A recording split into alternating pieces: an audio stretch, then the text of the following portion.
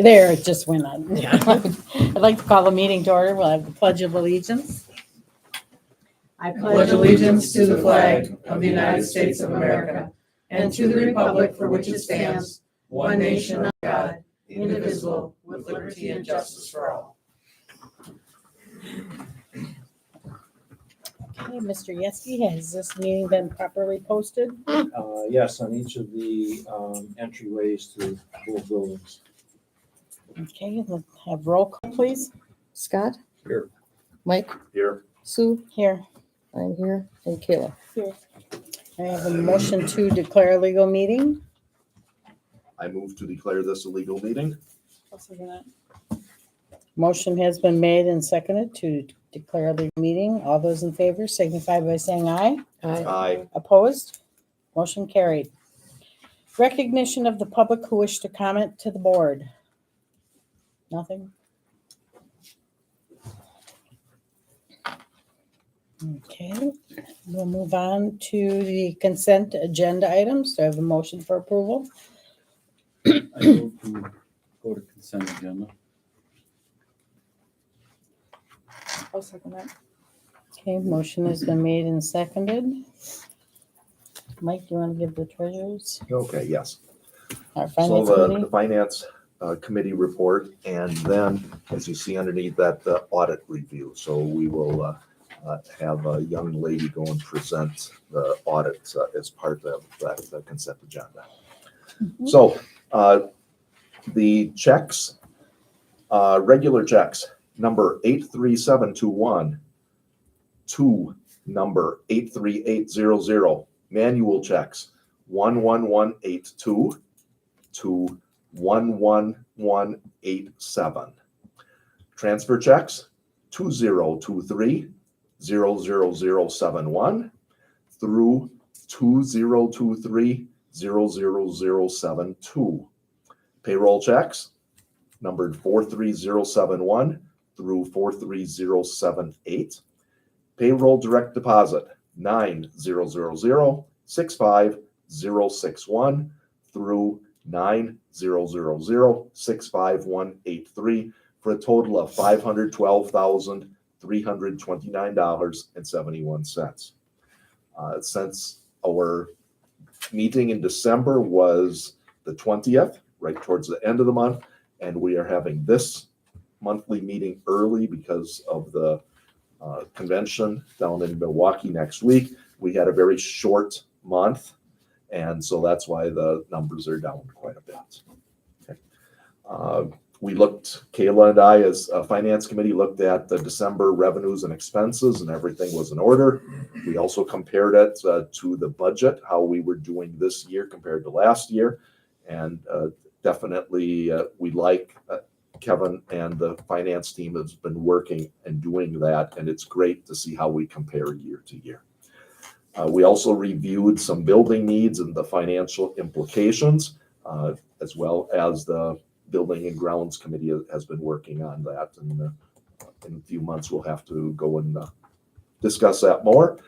And then also want to introduce, if people do not know, but we have our Director of Finance here, Lynn Langford, and we're looking forward to her start date of January 29th.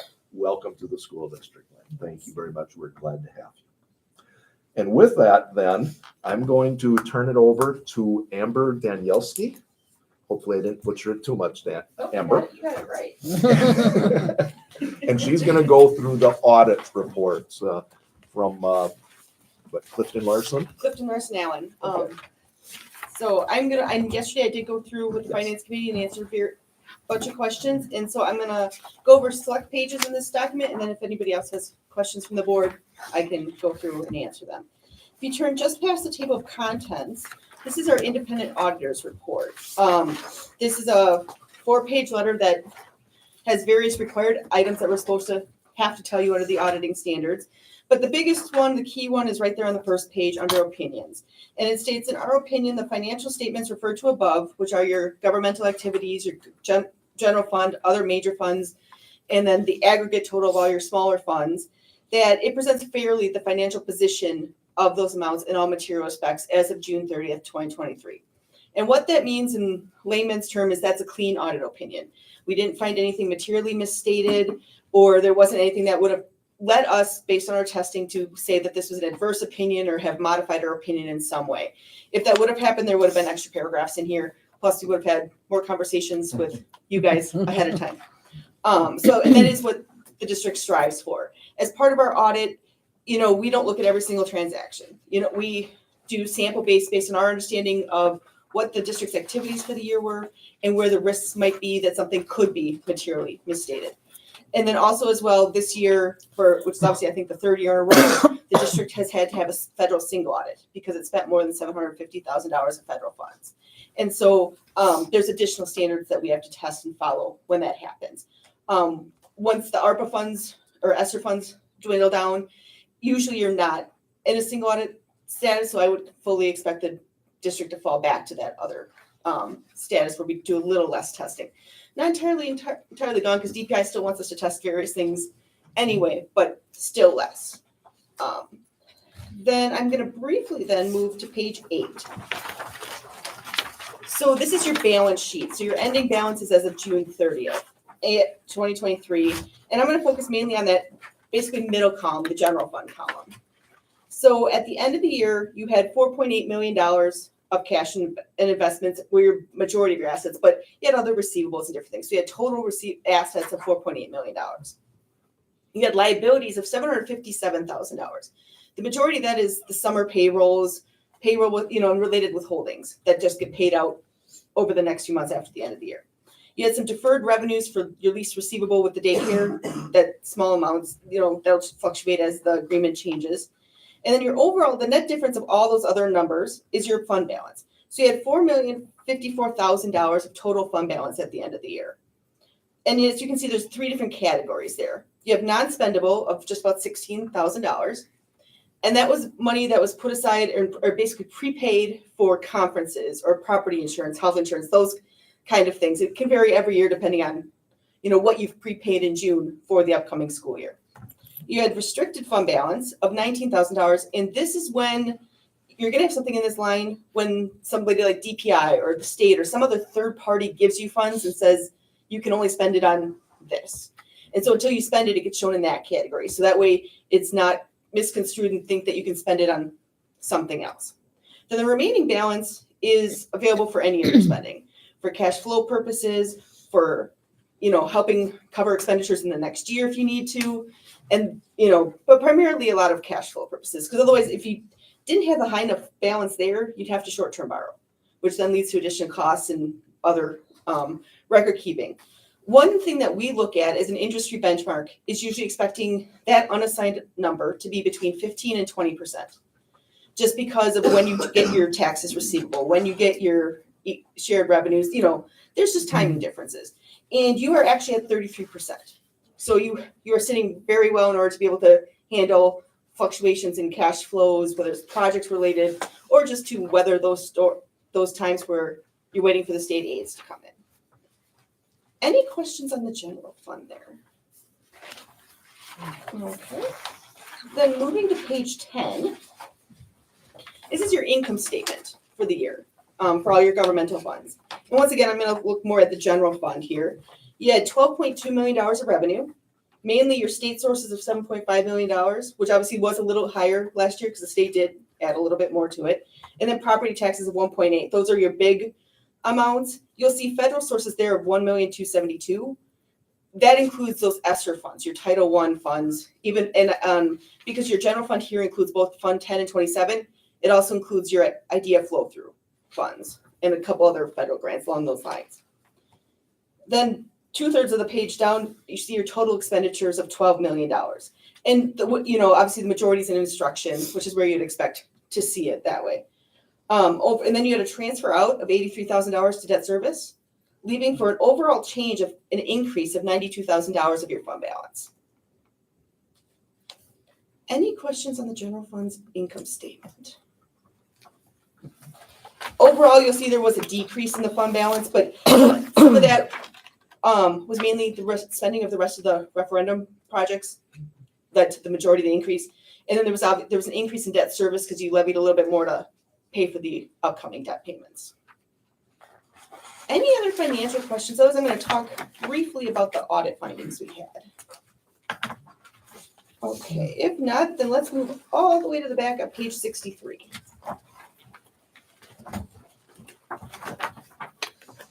The next few pages detail out the audit findings. Some of them we've had for many years, and then there were a few new ones. So the first one on page 63 is finding 2023-001, segregation of duties. As we've discussed in the past, being a small district, you only have a handful of people to be able to process all your accounting transactions and general ledger transactions. And ideally, you never want to have one person control a transaction from start to finish and be able to do it all. And you've done your best. You've put in different controls where you can. You've put in different reviews by finance committee, other personnel. But it's just being so small, you can't segregate it enough to get this finding gone. Many districts your size have this finding. And so it's nothing that we consider overly unusual, but we do have to point it out to you. And our recommendation there talks about doing risk assessments. It's kind of like what you guys did when Chuck did leave. You kind of decided, where can we divvy up some of the duties? Where does that make sense? And now, obviously, when you get your new finance director in, you're going to probably realign at that stuff and look and determine. And it's not like you have to do every audit or every area every year, but it's as things change. Maybe you take a look at payroll this year, for example, and look at, where could we add additional reviews or break things up? Maybe one year you look at credit card receipts or something, It just varies. And it just depends on what's happening in your organization. And it's just, you never want to be status quo because things change. Software changes, people change, activities change. And so that's just our recommendation overall. And then the, it's obvious, like I said, that's also where you guys come and play a part in providing oversight. Moving on to page 64, this again is also a finding that we've repeated in many years. It's preparation of the annual financial report. The packet we're looking at, the district is responsible for preparing about 90% of it. But for cost benefit purposes, you contract with your auditors to prepare it. Every single district I audit contracts with us to do it.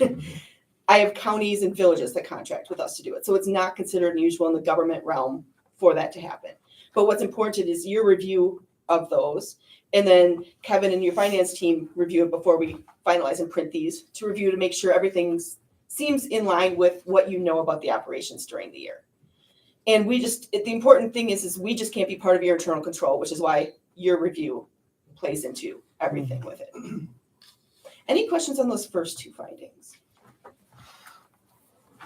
Okay. Then on page 65, finding 3, adjustments to district records. Every year when we do your audit, we propose audit entries. Some years those entries are small dollar amounts, nothing that changes big, that would skew anything. But some years they're bigger entries. This year, one of the bigger entries we found was a missed grant receivable, and it was about $70,000. So that was a pretty significant revenue. And so as a result, that we ended up having to show this finding. This finding can be there for like 4 years straight, depending on which things that happen. And then it can be gone for 4 years straight too. So it varies every year. But one of our recommendations with this finding was to review your year-end processes and compare what balances are in your receivables, compare what balances are in your payables. Do those numbers make sense? And like the grant that was missed was an unusual one. It was one that you don't always get. It was a special COVID one. So, you might always remember to look for your Title I receivable, but you might not remember to look for this. So it's something that as you're revamping your year-end procedures, consider some sort of, just review saying, hey, does this make sense? Again, just especially when it's out of the ordinary stuff, have somebody else look for that. Amber, this was the E-rate one? Yeah, the emergency connectivity funds. It was it's connected to E-rate. I believe that's kind of how you were able to qualify with it, but I think you ended up buying Chromebooks. There was a special thing and it was COVID funding that you could buy extra Chromebooks. And I believe it was kind of,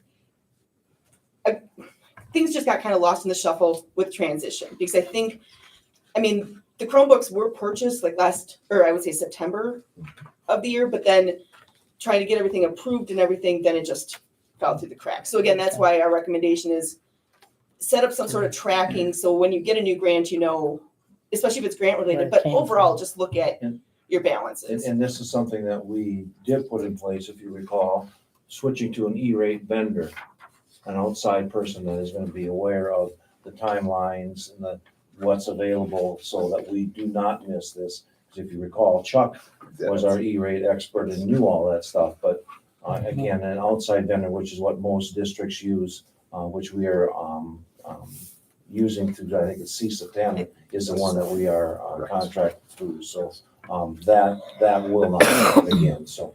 Yeah, and so then like, again, just then to make sure, because obviously every year is different, that's why we're saying then also just kind of review those balances before we, before we come and just say, because I think 2 years ago we had a missed accounts payable situation.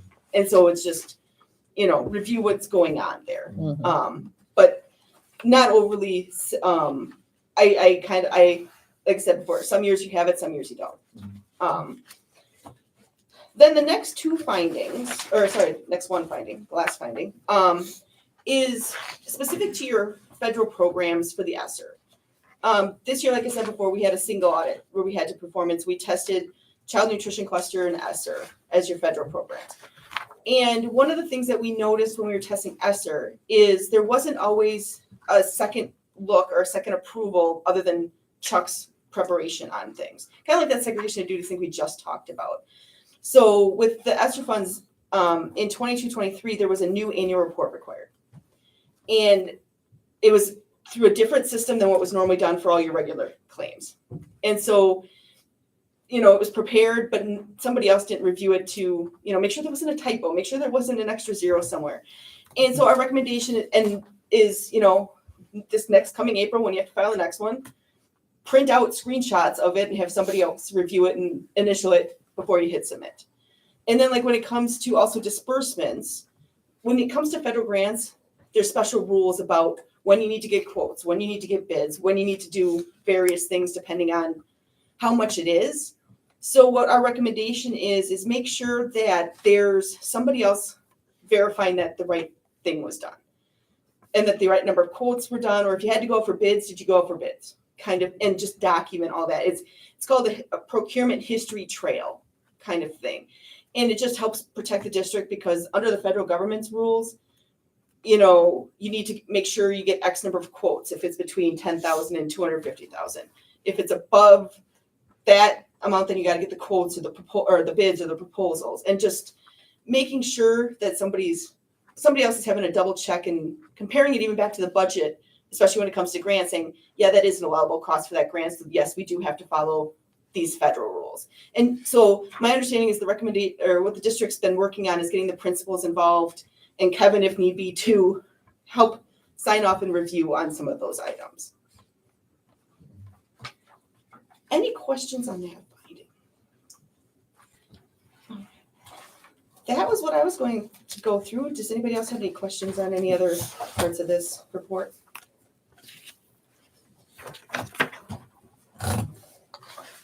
Amber, thank you very much for explaining it very well. Thank you. If you guys have questions, please throughout the year, just please let me know. Kevin and everybody has my contact information. They can get a hold of me if they need to. So. We'll see you in, July. It should be, well, probably, yeah, we usually try to do July, but obviously with some August, turnoff, right. we've done some turnover. We just kind of play it by ear. Obviously, the other thing that could come into play is the membership audit, but we don't find out that list until February 1st.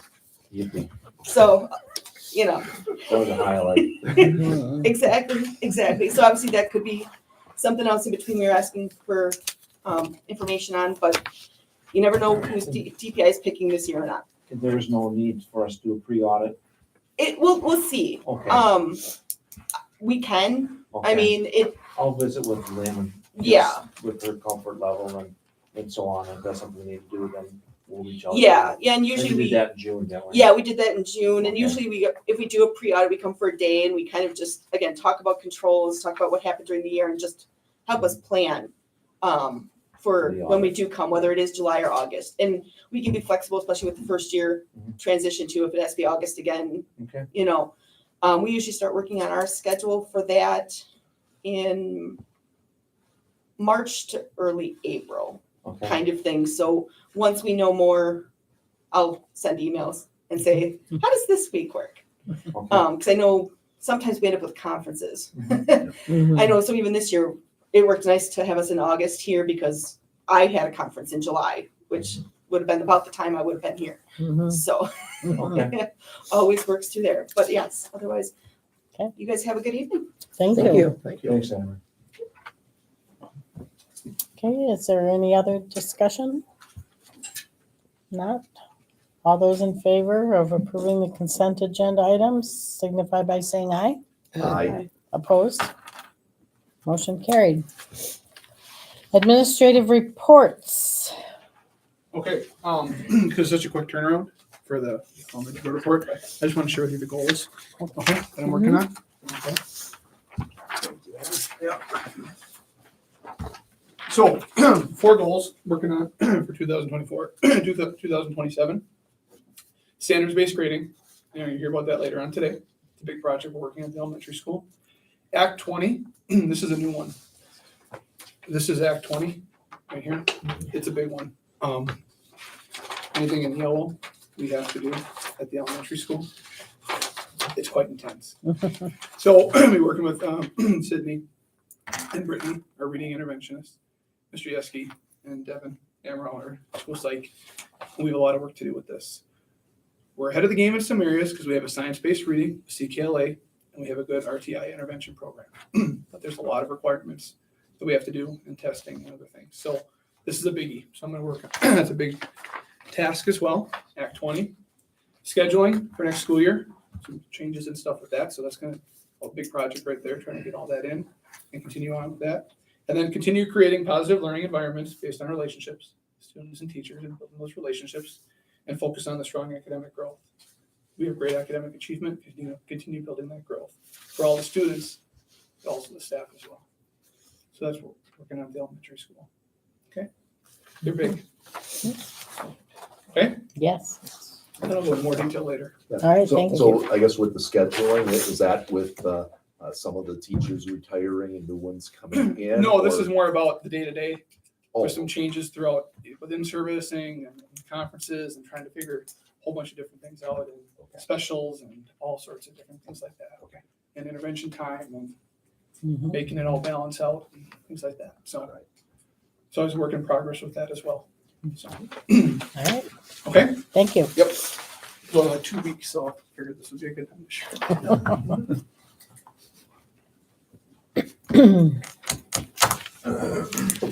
So it has been a short amount of time, but we have been able to do quite a bit in our building over that time. We had our middle school spelling bee and geography bee, which was really neat. We were able to invite community members, but we also were able to stream it with our new system there. And so just some highlights. Winning the middle school spelling bee was Marty Anderson, who got first place. Second place was Ainsley Halverson, and third place was Brody Rokosi. And then for the middle school's geography bee, finishing first place was Austin Hilgart. Second place, Augie Jinsky, and third place, Abby Shakowski. So it was neat to have that during the winter. It's a great time to do it because the kids, the middle school tied it in with a whole day of, it was the reward day as well. They get to run around for recess. It was a good day all around for those guys. Also, we had our DECA students who competed last Friday, and top honors went to Alexis Fate, Mackenzie Kiefer, Jen Nelson, Leah Martinez, Isla Sundberg Frank, and Jasmine Drager qualified for the state DECA competitions. So that came after a strong performance at the district competitions, which included 2 second places, a third place, and a 5th place, and a whole bunch of medals. So you'll be hearing probably from Mr. Jinsky a little bit later in the action items, but congratulations to those students for participating and advancing on. Our middle school math league team also competed today at Edgar, and so I was able to welcome them back when they came back and talk with them. And having been a former middle school math teacher myself, I was able to help them with a couple problems and talk over with them a couple of those things. And we had 3 students who medaled for that as well today. So that was pretty neat event for those guys. I did want to point out that I've been reached out to or contacted by Marshfield School District. They're looking at doing a communities drug-free grant. So they're looking at doing something Northwood County, which would include us, their district, as well as Columbus Catholic Schools. So we're setting up a meeting next Friday to talk about that potential of just working together as a community and trying to apply for a grant. So hopefully that'll be successful.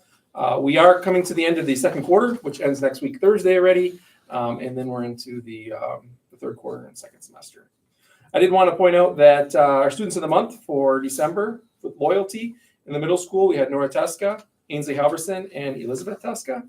So it was kind of neat. Their two sisters won, which is really neat. And then in the high school, Greg Brumman, Lily Gruby, and Derek Goddard were our winners for loyalty as well. So if you see any of those students, congratulate them. It's pretty neat that they were nominated and were winners. For January, our character trait is going to be self-control. So that's what we're going to recognize them at the end of the month, beginning of February. So, yeah, but like Andy said, otherwise it wasn't too long since the last meeting. But that's the neat stuff going on. All right, thank you.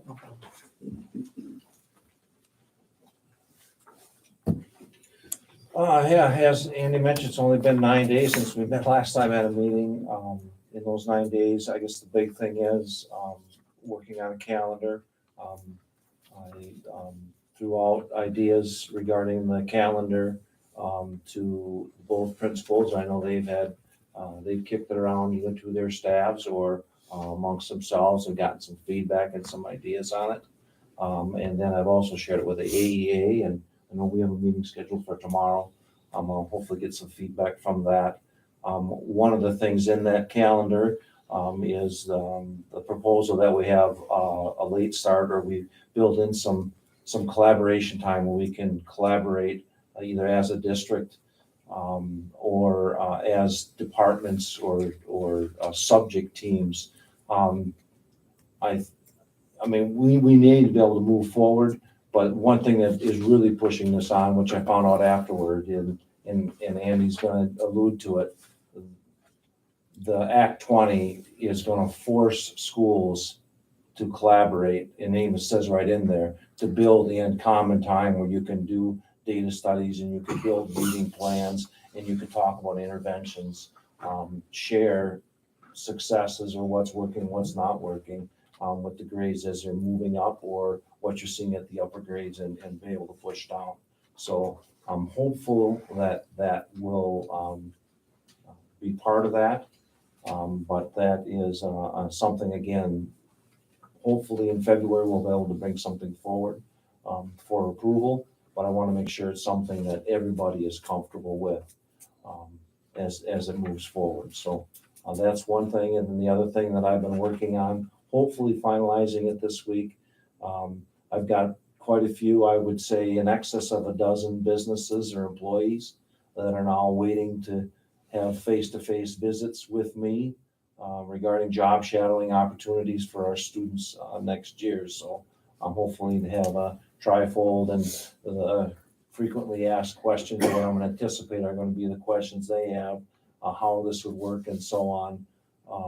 That I want to be able to visit with them and I guess get some feedback from them and then bring it back and, work on it some more and try to get, I guess, all the wrinkles ironed out before it's actually rolled out as much as we can. Understanding and it's going to be fluid. It's not going to be perfect to start with, but it's going to be a start. Any questions? No? No. All right. Good news. Okay, board reports. Focus on schools, standards-based grading transition. So, I'm gonna give you the highlights of a project we're working on at the elementary. Lots of good stuff.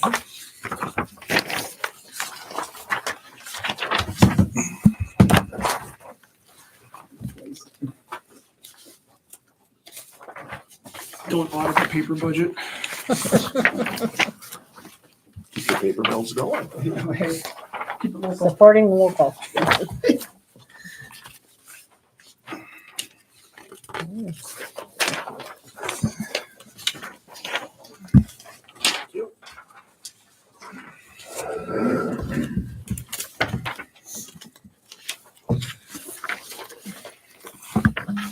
Ooh, that's a big one. Yeah. This is about 3:00 in the morning. So. She wasn't sure we had any problem getting to sleep now. Sorry. No, you gave me the audit. Now I've got this. I've got lots to read. When we adopted CKLA and Bridges, our two big math and reading curriculums, writing curriculums, it came out that we use letter grades in grades 3, 4, and 5 currently, that standards are much easier aligned to those curriculums. Started thinking about the shift and moving the entire elementary 4K through 5 to standards-based grading. A lot of other elementary schools do standards-based, letter grades are kind of fading away. With standards-based, you focus on specific skills at each grade level, either by semester, quarter, semester, tri-semester, or overall for the whole year. And you really hone in on specific tasks for the students to show proficiency before they move forward. That's the ultimate goal. So at the elementary school, we're looking at redoing our report card to be more focused on standards-based. 4K through 2 use some standards already. Trying to clean those up, make them more uniform. Grades 3, 4, and 5, where they do the letter grades, it's a much different transition, much more difficult. A different mindset, different way of teaching, different way of thinking about grading. It's just going to be a bigger change. So you'll see in the timeline, pulled back after talking with the upper elementary, slowing it down, not being as ambitious to get it right. 4K through 2, a little more accelerated, a little bit farther along. So it's going to be some hybrid for this transition, which is okay. So the first thing, progress reports and report cards. Right now we do 4 report cards each quarter at the elementary, talking with our elementary staff, looking at semesters. So you give a more formal report at semester 1 in the middle of January, and then at the end of the year. That's your report card.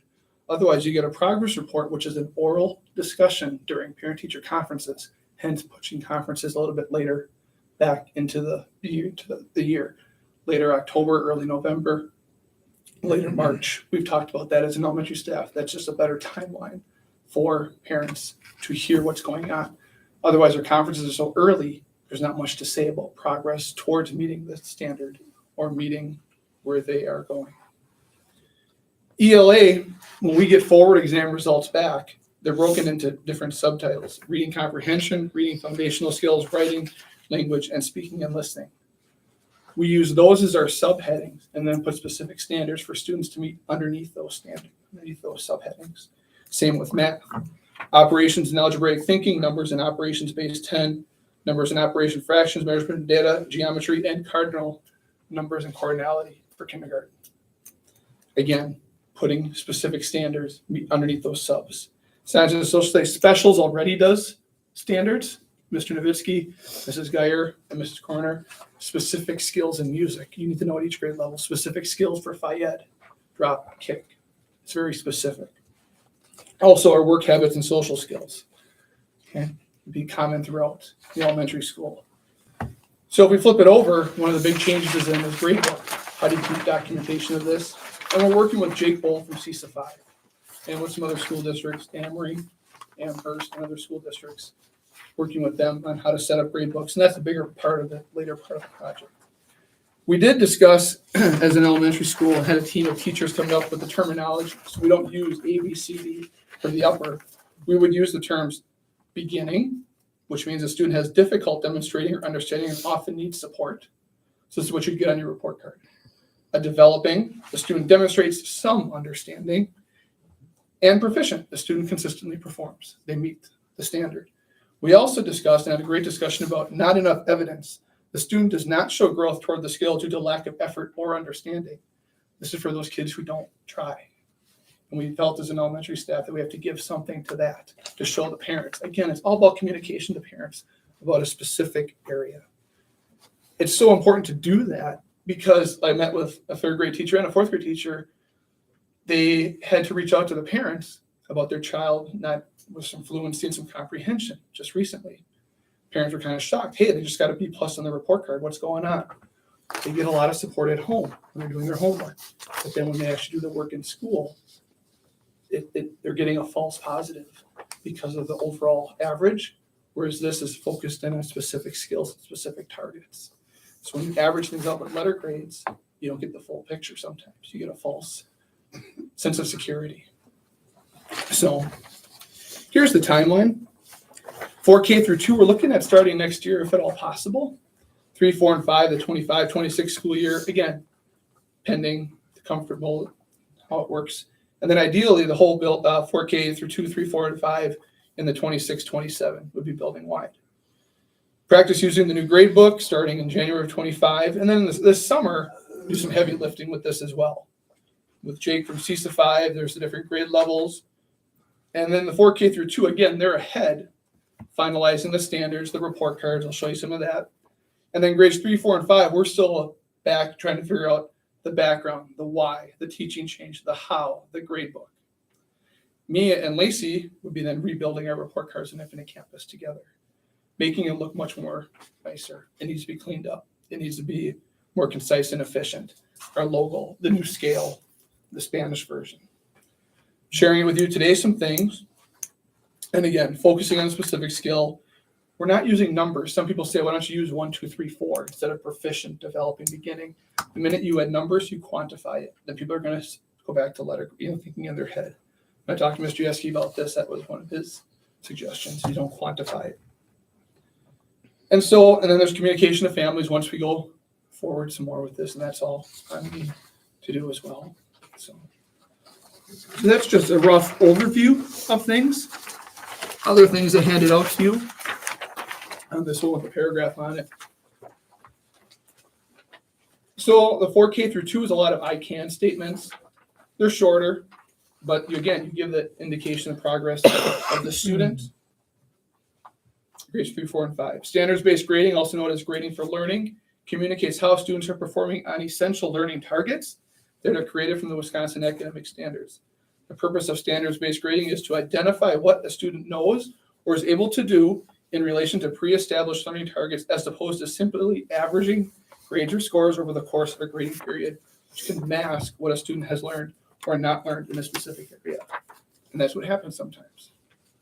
You have to hone in on those specific things. Again, here is those terminology: proficient, developing, beginning, and knotting up evidence. Just kind of showing you some different things we're doing. And then there's a nice flow chart I found as well about the importance of standards-based grading. How when we learn a new skill, we practice it, we make mistakes, we analyze, we fix, and we quiz on it. We take a little specific area, not the whole thing, just a little bit of it. Make more mistakes, ask for help, and we keep practicing, and we re-quiz again, looking for mastery, that proficiency of the skill. As an elementary school then, we worked on this on an in-service day, and we had the 2 in-service days. And this just gave out science and social studies, the social skills and work habits, semester 1, semester 2, also math grades 3, 4, and 5, and math grades 1 and 2. Kindergarten has different because of the counting and cardinality, and ELA. And on here, grade level teachers started pulling apart the standards, looking for what specific things do we want to ask for a semester, letting the teachers have a major say in what do we got to pull out. And that's what's in those big, thick booklets that we got. This is the ELA K5 standards. So this is what we pull apart. We look in here. What do we want to put on our report card? What are those essential learning targets for our students to show mastery? And this is what we did. We pulled out to other school districts, started breaking it apart, and it lays it all out in order and how it builds upon from kindergarten to first grade to second grade. And then we have that collaboration time. We can say if they can be proficient at this specific skill in kindergarten, it'll lead right into the first grade and then into the second grade. Instead of this over, averaging to a very specific area to go to. Math, I didn't want to print off the whole math one. I just gave you the top sheet, and you can see how they continually repeat each other in the grades as well. And then it even goes on to high school and middle school. So if they can show proficiency in those specific areas of operations and algebraic thinking, grades 2, 3, 4, and 5, with confidence, they should, when they go to the middle school, be proficient in that 6, 7, 8 as well. Not this overarching average. And then I did not pass up. I'm going to show you now. So like first grade, when we met, first grade started working on their new report card already. And it's a big project. So like first grade, you can see under operations algebraic thinking, I can solve the unknown number and addition equation within 20. That's the semester 1 and semester 2. They get a beginning, developing, or proficient if they can show they meet that standard or not enough evidence.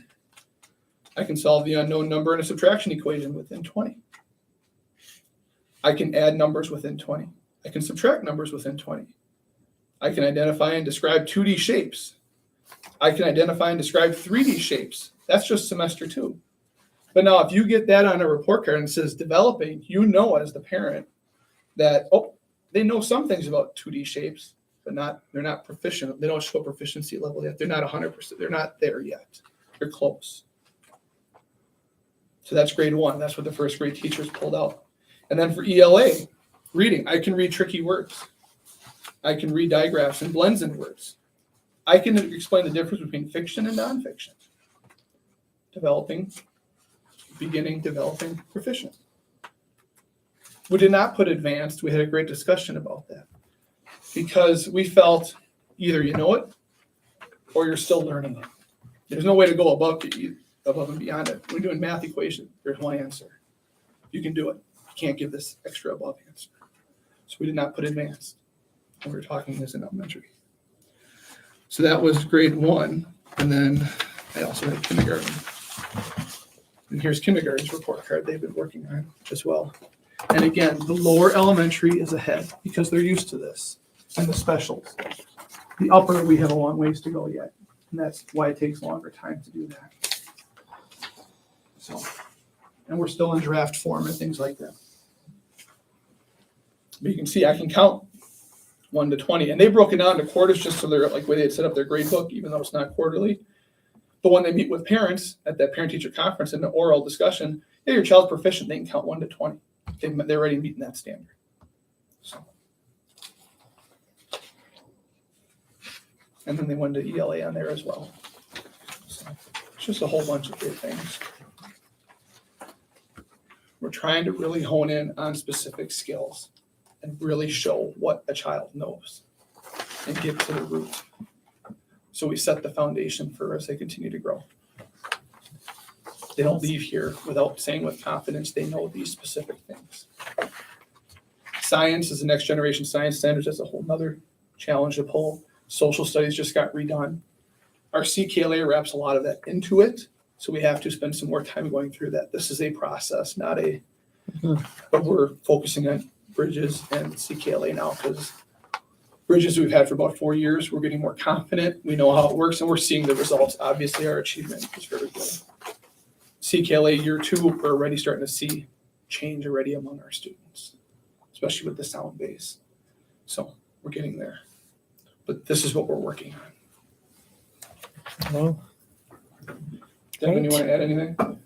I think from the special ed side, this is going to be really helpful because this is what my special ed teachers are doing already. They're unofficially doing standards-based grading. And there has been a lot of discussion at the upper elementary side from parents who have a child with an IEP saying, okay, why are they getting a B in this general ed classroom, but you're saying he's only meeting his math goal at 60%, and there's this huge divide because we're operating on 2 different islands. So this will be super helpful. And then for the pre-special ed, for the RTI and the Act 20, this will go hand in hand too, because like Andy said, I have a lot of discussions with parents for the first time saying, yeah, your teacher put a referral in, and they're like, yeah, we don't really get it. Like, this was a surprise for us. And those are super fun conversations that I'm excited to hopefully have again with this. mm-hmm.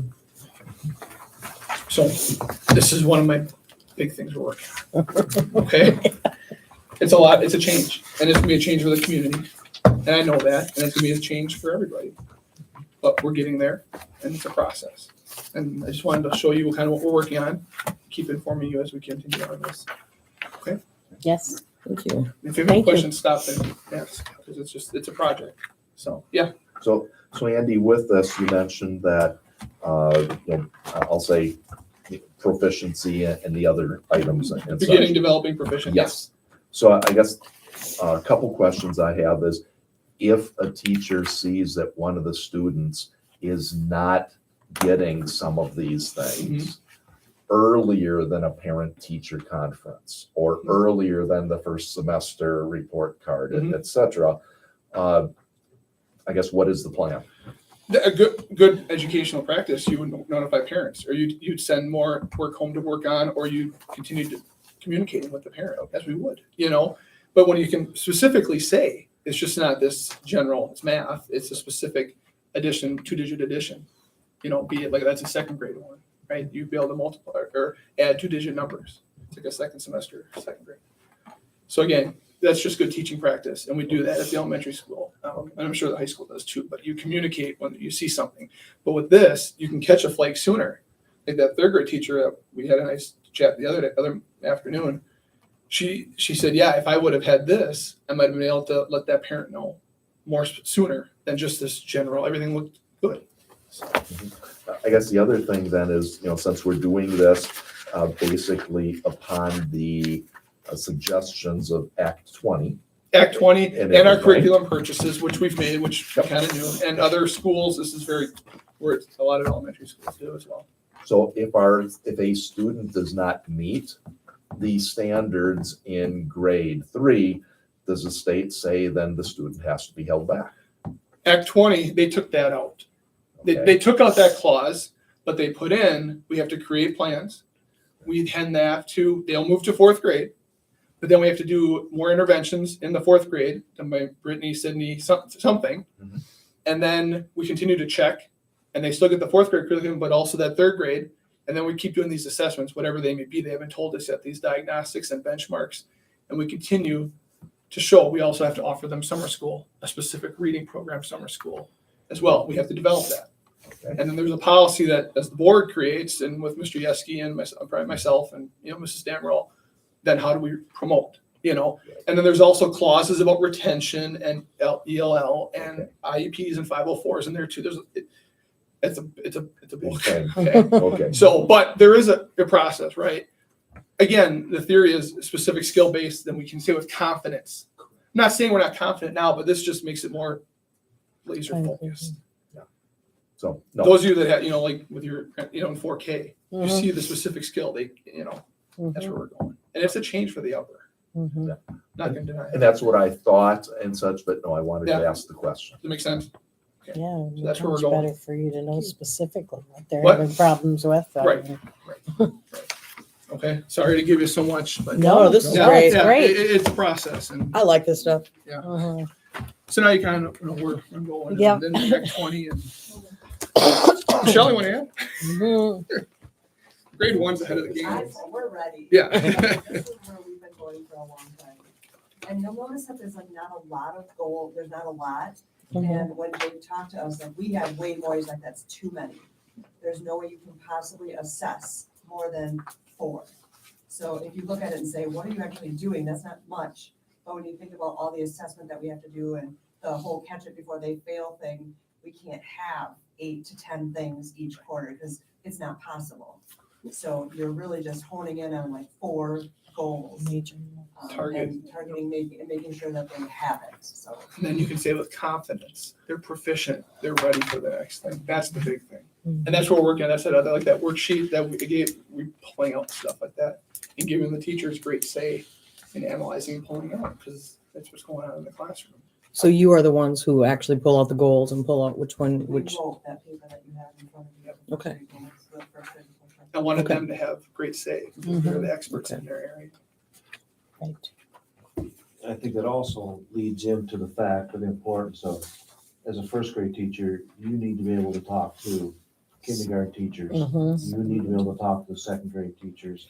You need to be able to talk to third grade teachers. Because those are, I think, probably the first 4 grades. K through 4 are the ones going to be most impacted.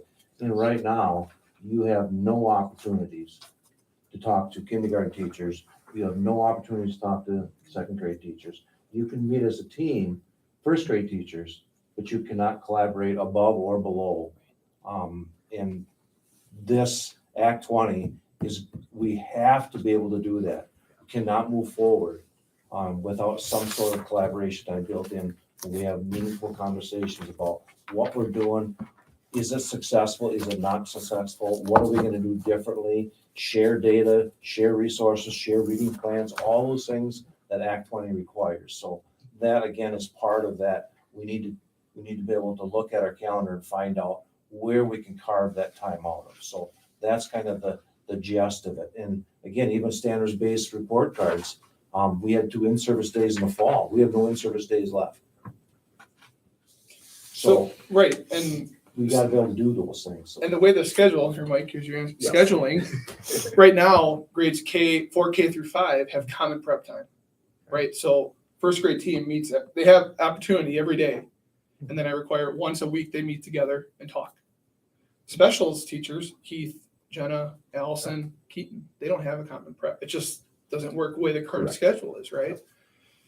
So that's what we're trying to get to. Then sometimes on these in-service days, we try to do above and below, right? For like an hour. Second grade talks to third grade, and then second grade talks to first grade. Teachers love that. They crave it.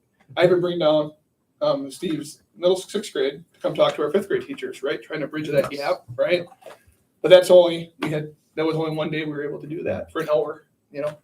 So scheduling, like that's that whole piece, trying to figure that out and how to get our specials. So Heath can talk to Dawn and talk to Mr. Schulte, connect, again, the specific standards, because FIED has a very scripted what they should know by and when and do. Just because you play football doesn't mean you might have all those specific skills. So that's what we're working on. Yeah. Okay. Good, thank you. Yep. Wow. Okay, building and grounds. You wanna? All right, January 2nd, we had our meeting. A lot of it was, talked about the buildings, which are due to be, the roofs are due, 25 years old, some are older than that. So we talked about that, got some kind of rough quotes on that. Very expensive. Talked about the track, replacing basically redoing the track. That's really expensive. And Nothing's cheap. I'm hearing a theme here. it's a plain expensive fee. Talked about the elementary remodeling. Kevin gave us some of the quotes, and I was like, the bathroom was like 200. And I was like, is this gold plated bathrooms or what? I was like, holy man. Mhm. So, like Sheila said, something expensive. So, referendum, we're talking that. So, I don't have any more to. No, I guess just the biggest thing, and I talked to the community coffee group and told the community the same thing, and I'll push it out in the letters coming up here, and finance committee is aware, and the building and grounds committee is aware. 25 years ago, this community made a commitment that they were going to add on our wings, our 4th, 5th grade wing, and our 2nd, 3rd grade, and our 1st and 2nd wing, and the kindergarten wing to existing building. They made the decision to add a new gymnasium and a mezzanine or a wrestling space and the library and the Tim Anders, the lobby where we have our community coffee. All those were put on in 1998. So they made a commitment. I'm assuming at that point in time, we're going to build it, and we're going to build it and it's going to be good because we need it at that time, and we're going to expect that it's going to last. A typical roof on a home is going to last 25. If you get 25 years out of your shingles, 25 years out of your furnace, 25 years out of a water softener, 25 years out of a water heater, 25 years out of your siding, 25 years out of your driveway, 25 years out, you know what I mean? Mhm. You're in Wisconsin, you're probably pretty happy with that. Maintenance. Well, it's hard to believe, but 25 years ago was 1999. This is gonna be the 26th year of that roof. So, I'm expecting at some point in time now, those that made a decision 25 years ago to get us to this point are gonna ask us to make that same decision. Our buildings are in great shape, don't get me wrong. We don't have roofs that are leaking, but they're getting thin and they're starting to separate, right? We have a track. it's not a great track and it's gonna have to be replaced. Right? There's holes running in it. We need to be able to do things to get us through the next 25 years. If you look at the things that are being done, once we get this band done with the roofing and you replace the track, you're set. Honestly, you're set for 20 to 25 years because there's nothing else that has to be done. They have been solely knocked off. Unfortunately, the way the state budget is, you're giving money for educating students. The state gives you $0 for your buildings, $0 for building, $0 for maintenance. That must come locally. And when you have big projects like this, you just can't budget for it. You aren't going to get support for it. It has to be a local community decision. So at some point in time, you know, we will need to have some formal discussions about what that's going to look like. We're going to be doing some cost analysis to see what the effect that would have tax-wise and so on. But again, I just keep going to the back, the same thing in my mind. Homeowners, if you get 25 years, you're happy. 25 years ago, this community made a decision to do that. Leaving it up to us at this point, 25 years later. I'm hoping that this community will make that same decision to take us for the next 25 years. So, Okay, thank you. Personnel committee, did we, yeah, you had Yes, personnel. we met on January 2nd, and we did discuss some language items pertaining to staff. We also had the discussion of the calendar and ways to use the time most efficiently and an effective method so we can promote some of this curriculum work that we're talking about. And we were looking at just some ideas that Kevin had come up with that would not cause a disruption for parents, students, and yet create some of this curriculum work that we need to look at. So that was our discussion for personnel. Okay. Policy committee?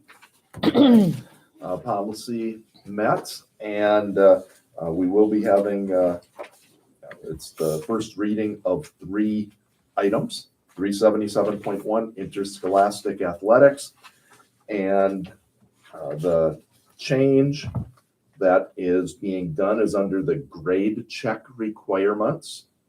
And I'm going to read how it is right now, and then I'll tell you what is being crossed off. So if the student has multiple failing grades or 1 failing grade and a quarter GPA below 2, he or she will be required to attend after-school resource until all grades are passing. We are crossing out, eliminating the words multiple failing grades or. So it would now read, if the student has 1 failing grade and a quarter GPA below 2, he or she will be required to attend after-school resource until all grades are passing. Okay. We just felt that, no, we want the students, 1 failing grade is enough, not to go and have multiples, and they still could be above a GPA of 2 otherwise. and this falls in line with our athletic code. Yes. The intent was the athletic code and co-curricular code is the same expectations for students. This was one that we had changed in the athletic code, but we missed it in this. So now this puts both codes the same. Okay. All right. Then the second one is policy number 377.1, tournament attendance. And again, I'm going to read the entire thing, then I'll tell you what part we're taking out, proposing, and then what it reads. The arranging of transportation, housing, meals, and tickets of non-participating students who are not members of the organization or team is left strictly to the student's parents. Okay, that's how it is now. We are crossing out the words non-participating and then adding who are not members of the organization or team. So it will read, the arranging of transportation, housing, meals, and tickets of students who are not members of the organization or team is left strictly to the student's parents. Okay. And basically, because the situation came up where a coach wanted to take a team, and basically looking at the policy, they couldn't do that. The team that was not in the state tournament, etc. Then the last one, scheduling of student activities. Number 9. So it says now, no Sunday morning extracurricular practices will be allowed. Okay. The change is we are crossing off extracurricular and putting student activities. And so it'll say no Sunday morning student activities will be allowed. Now, what is not on your item is that we did discuss about putting an exception in here. And that the exception would be that the organization would need to come before the school board before 30 days before the activity, and the school board would then go and hear it and then vote to either allow or not allow that activity. Okay. And so that is because with Mr. Knoyer here and such, the FFA pancake feed has been going on for 64 years. Technically, the way that it is, that would not be able to be done because it is being done on Sunday morning. And so, no, we are putting the exception in that, yes, if we come, then it would be up to the board to look at each item on an individual basis. The board has expressed, and I'm going to go and rephrase that. I'm going to say, I am concerned about some activities beginning to eat away at Sunday morning and conflicts that there are. And other people have had the same type of issue. And so that is why this is being looked at and is being proposed this way. So, Kayla, anything to add to that? Okay. Mr. Yeski, I fairly describe that? Yeah, that's accurate on that. And then I think in number 6 above, we are just going to put in an example or clarify to that. Again, I don't think I shared that out. No. That act went out prior. So, but it'll be an example in there, something to the effect about a student that is required to attend a academic or curricular activity will not be penalized from attending another missed activity that has a curricular test, is responsible for the material that's covered in that class and so on. Again, it's meant to focus on the academic part of it. Right. We don't want to penalize students. You have that one? Yeah, I was going to say, Okay. may I I go and read Yep, it? go ahead. Okay. So with that number 6, what we're looking at adding, it says, for example, attending a required activity for one class causes a student to miss an activity, a test, or curricular material from another test, and they will not be punished then for that. So that's what we're looking at adding on that. And so after this board meeting, then yes, Casey will get the exact reading and get it on the website and everything, so that we go and have that, so that you can discuss it, as well as then we will discuss it and see how things are then before we end up having a second reading. So that should do it for policy. Okay. The culture committee, that's not till the 19th. Right. Curriculum committee. I was not in attendance, so. I was there with 3 others. We talked about the handbook, the course handbook, which I think you guys will be approving tonight. That was, I guess, the gist of it. I also talked a little bit about calendar. That was on the agenda, so those are the big points. Yeah, and the course handbook has the changes highlighted, Correct. so you can see those. when we go through it. Okay. Correspondence. None. Positive happenings.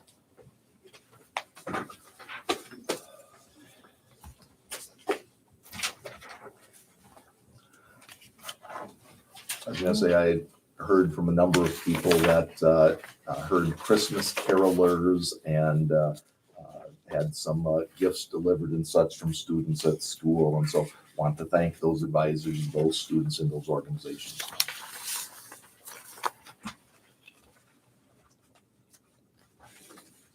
I do want to tell you, I truly enjoy the broadcast of the games. It's so easy to watch. I love it.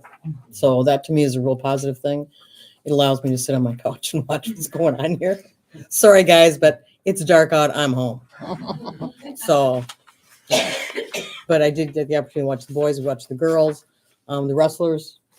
I thought it was great.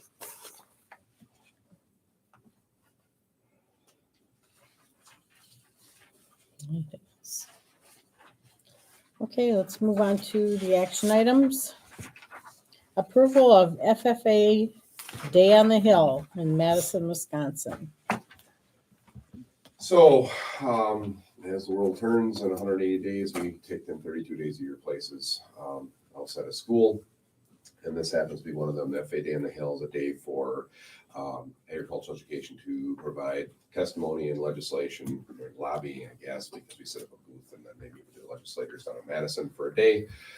They go down on Sunday, take them down, we stay in a hotel, and then they do their legislation on Monday, and then we come home. We have co-ops with Marshfield and Stevens Point as we kind of co-op male-female chaperones and things like that. We're looking at taking 6 or 7 students down for that opportunity down there in February. And then we have EDGE and 212 conference on March 22nd and 23rd, which is it's for freshmen and middle schoolers. It's an overnight conference. For most of them, it's their first time going to an overnight thing with high schoolers. They get room checks. They are run by National FFA staff. They get up, dance around, learn about their goals, set SMART goals, set positive future happenings for themselves, and find out a lot about themselves. And find out that having 800 people in a room all dressed in blue jackets is, you feel awkward if you're not dressed up, which was the case in Green Bay. So looking at that one, and then Where's that one at, Mark? that one is in the Dells. Kalahari? Yes, No, Chula Vista. Chula Vista? Chula Okay. Vista. And then one that is not on there, I'm not knowing if I'm able to add, and that is the rodeo February 4th at Minnie's. We're not overnight. It's just we're traveling there and coming back all Do we day. usually have to approve it? 300 miles. That's less than 300 miles. 300 miles round trip, But you are going out of state. right? Just across the border. But you're going out of state.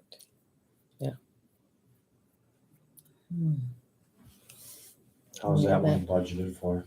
Kids pay for it, and that is a reward trip for the students out of their fruit sale. Those that sell 500 or 1,000 get. So no district monies are used No for that? district Okay. monies are used. I don't see an issue with that then. Doesn't require board approval if it doesn't have. I just need to approve it, so policy says I can approve that. Okay, let's have a motion for the first Day on the Hill. I move to approve the FFA Day on the Hill. I'll second that. Motion is made and seconded. Any discussion? Okay, all those in favor signify by saying aye. Aye. Opposed? Motion carried. Approval of the FFA EDGE and 212 conference, March 22nd, 23rd in the Dells. Do I have a motion? I move to approve the FFA EDGE conference in the Dells. I'll second that. Okay, motion has been made and seconded. Any discussion? Can you have some students come by after these conferences and Absolutely. give a little talk?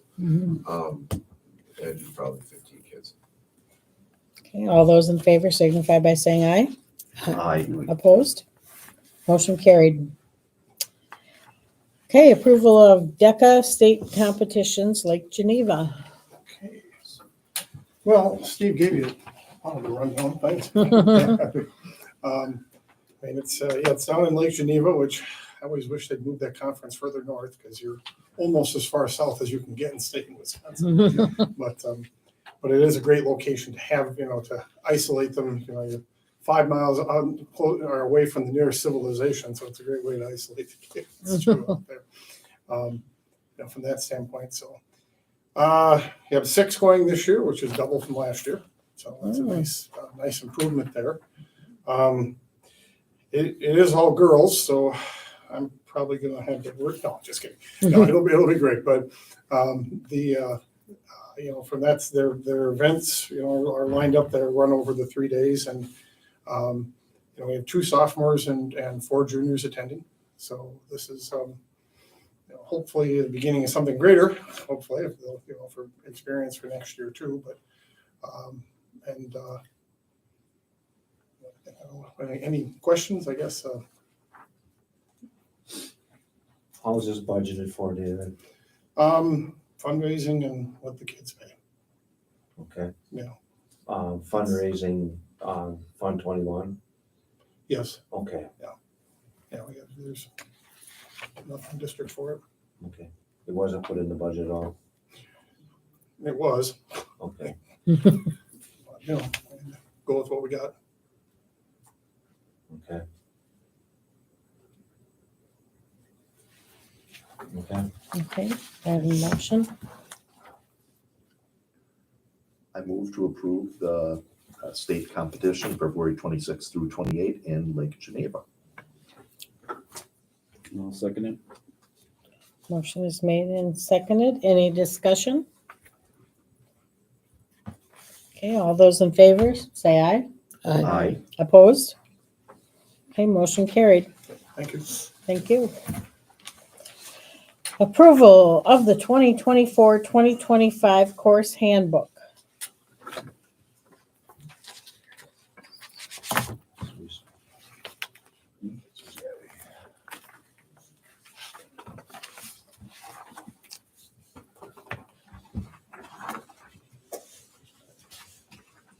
Johnny, Ray, do you want to say anything about that? I tried to highlight everything in the course description book that we changed. Some of it was just name changes. Some of it was additional courses coming in. Mrs. Samkowski did create just kind of a one-page, real brief curriculum changes that we put in there so that we don't have to page through my 32 pages of course descriptions if you don't want to. The biggest ones is in more of our CTE courses. In business, we added some of that job shadow experience, the personal finance course description. That's part of that initiative that Mr. Yeski is working on and doing those internships and the job shadowing experiences. Another big addition to both business, health sciences and tech ed is that we added some Destination Career Academy courses. So those are courses that we get through K-12 virtual school. But those are courses that we just can't offer here. And so we want to expand our student selections in business, health sciences, business, health sciences, and tech ed.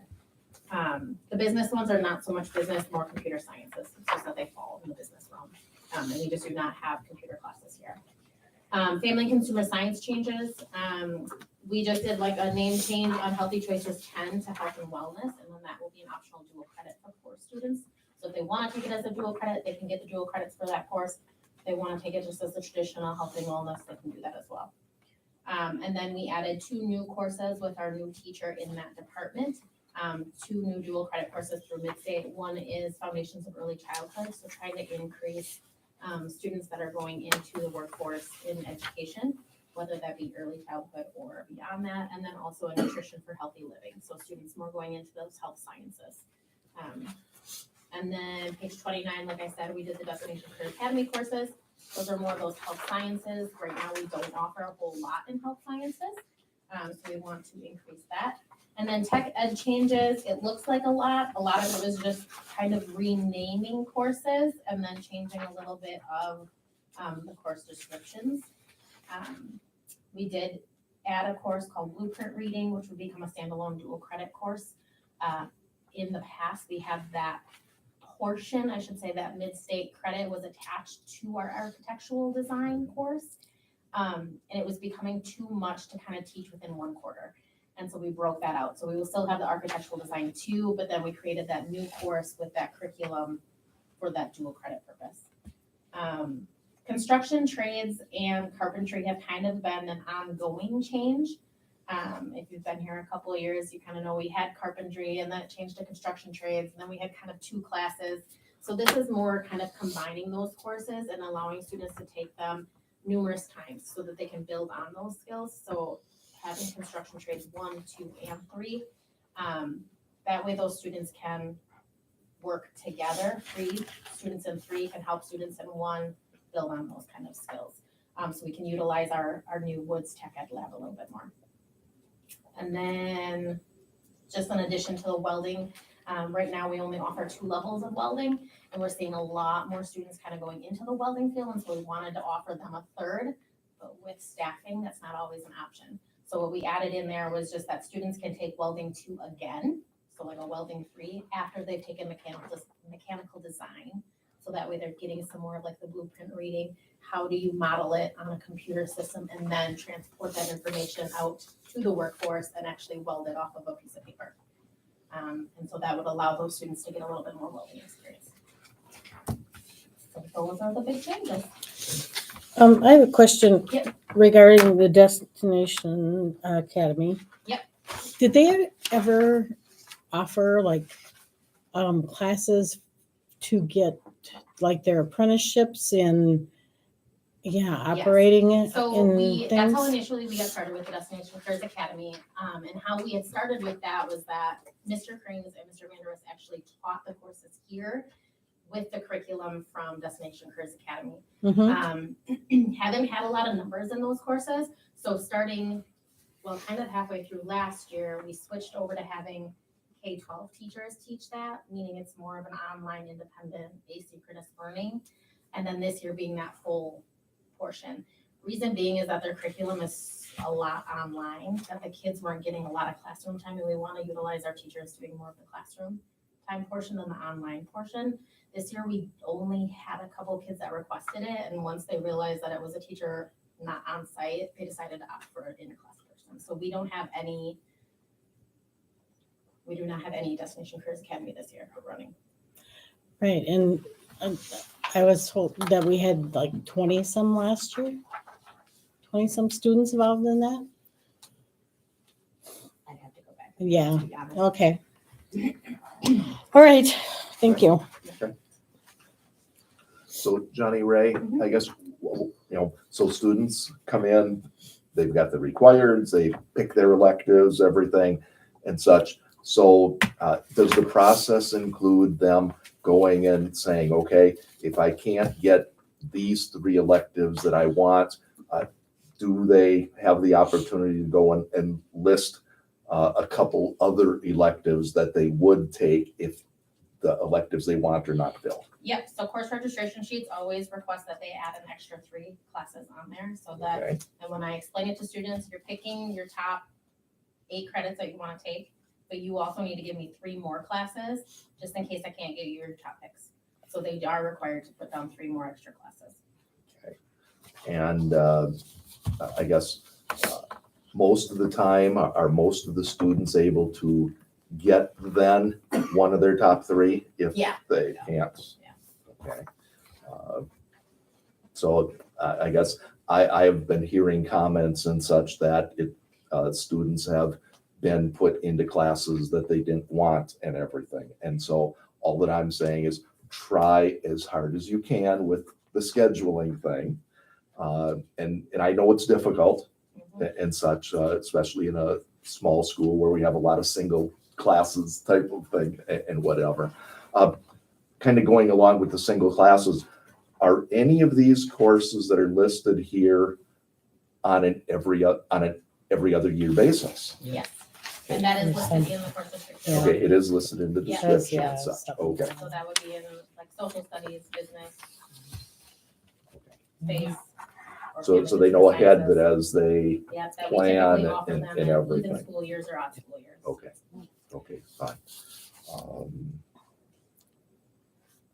I'm gonna say, I think that answers all the questions that I have. Outside, I am gonna make the comment. The job shadow experience added to the personal finance. I'm gonna say for starting out, I think that's fine. I don't know how the personal finance is now. But again, from what I have heard from other people, and I think the state is requiring now a half credit of personal finance very shortly, if not already.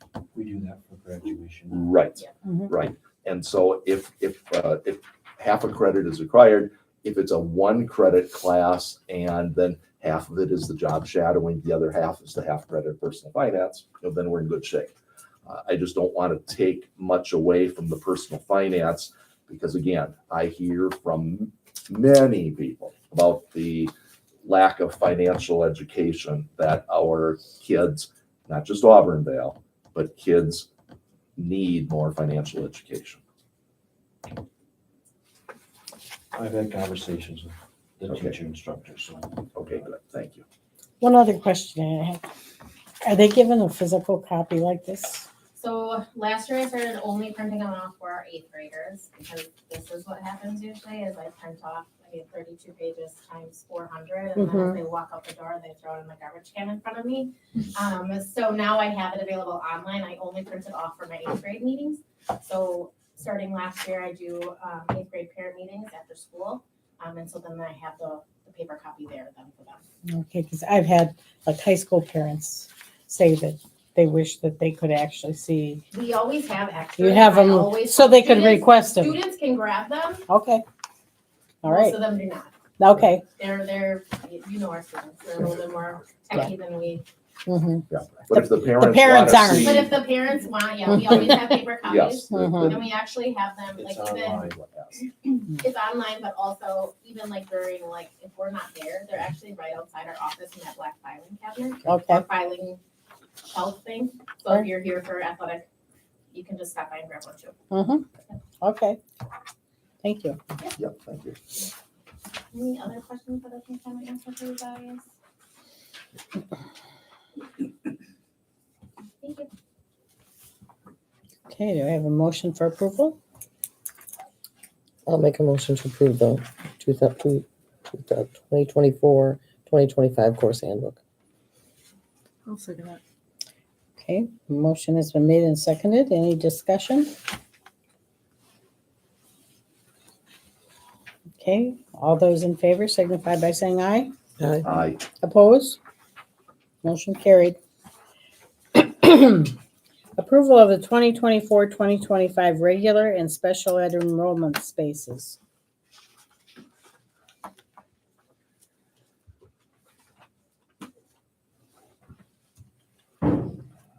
It's by policy. It's required by the DPI for you to identify the spaces you have available. Okay. I know Devin and Casey have had conversations, and Devin and I have had conversations, and, what is our limit, what is our cap? Again, we're trying to keep those AGR or our ratio, students to teacher ratio under 18-1 for the primary grades, which again determines the number of tracks and so on. And then I think we're 25-1 under for grades 4 and 5, so you can see those numbers reflected in the chart. So I think we've got spaces. So, and Devin and I said we are in agreement with what is proposed. So. Okay.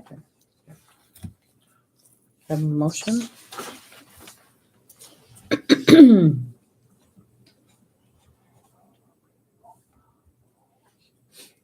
I move to approve the open enrollment special education spaces 2024 to 2025.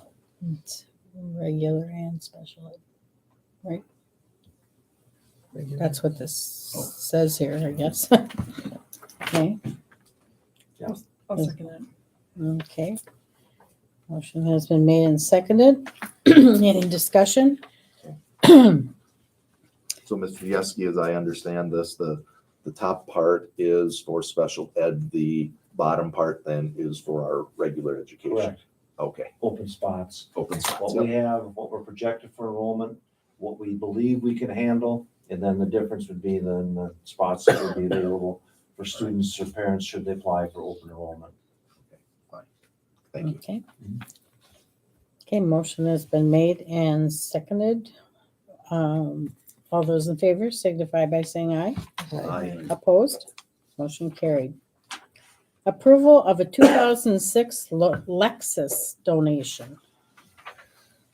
Yeah, we had a surprise envelope that I opened up just prior to Christmas, and in that envelope was the title to a 2006 Lexus, which was given to the school district.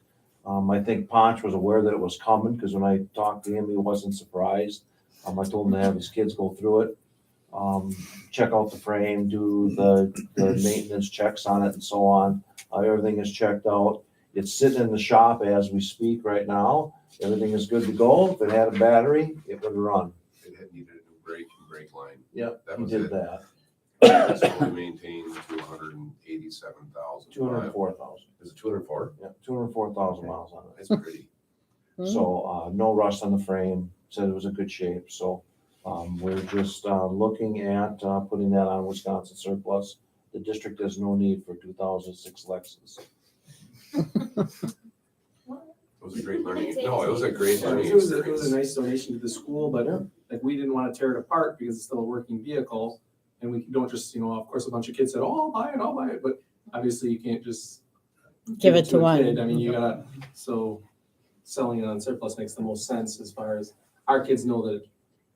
It'll be available there. If they were interested. They can bid on it.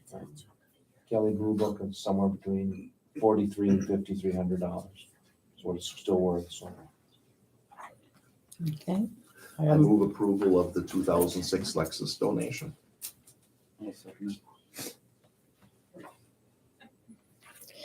Okay, any discussion? Like the person, we make sure we send them a thank you. Mhm. Okay, all those in favor signify by saying aye. Aye.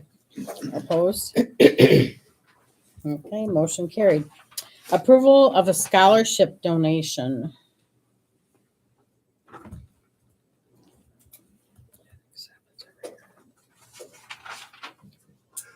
I move to approve the scholarship donation from Dr.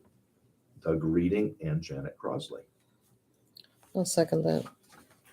Okay, motion has been made and seconded. Any discussion?